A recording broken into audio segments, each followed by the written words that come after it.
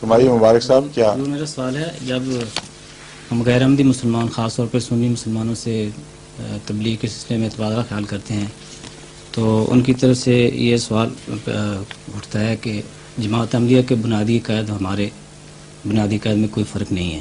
وہ کہتے ہیں؟ ہاں جی، وہ کہتے ہیں مولوی تو کہتے ہیں بہت فرق ہے. سنی جو ہیں مسلمان وہ ان سے بات آج کل تو مولویوں نے اتنا جھوٹ پھیلایا ہوا ہے کہ ہر شخص کہتے ہیں تمہارے عقیدے اور تمہارا خدا اور تمہارا قرآن اور عدالتوں میں یہ باتیں پیش کرتے ہر جگہ. یہ شریف آپ نے کہاں سے ڈھونڈے ہیں جو کہتے ہیں کوئی بڑے شریف و نفس لوگ ہیں جو مان جاتے ہیں کہ کوئی فرق نہیں.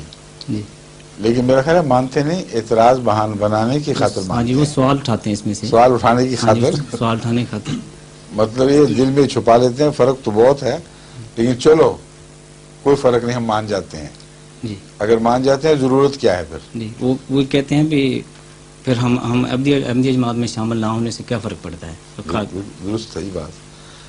پہلی بات تو اب یہ بتائیں کہ حضرت رسول اللہ صلی اللہ علیہ وسلم نے کسی امام مہدی کی پیشگوئی کی تھی کہ نہیں؟ جی، یہ مانتے ہیں وہ؟ اس کو چھوڑ دیتے ہیں وہ. نہیں، آپ کیوں چھوڑتے ہیں؟ آپ کو نہیں چھوڑنا چاہیے. ہم تو مانتے ہیں. ہاں نہیں، ان کو وہ بھی مانتے ہیں. جی، وہ بھی مانتے ہیں. مانتے ہیں. سوائے اس کے. ہاں جی جی، پوچھیں کو مانتے ہو کہ نہیں؟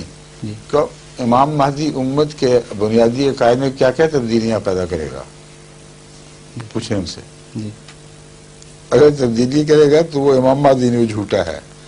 اور اگر نہیں کرے گا تو تم اس کو بھی یہی پوچھو گے کہ تمہیں ماننے نہ ماننے سے کیا فرق پڑتا ہے؟ مجال ہے کسی کی جس کو خدا مقرر کر دے اس سے کوئی پوچھے کہ تجھے ماننے یا نہ ماننے سے کیا فرق پڑتا ہے؟ کہ خدا نے امام بنا دیے تو مانو گے. گورنمنٹ ایک چپڑاسی مقرر کر دے تو اپنے دائرے میں اس کو بھی ماننا پڑتا ہے.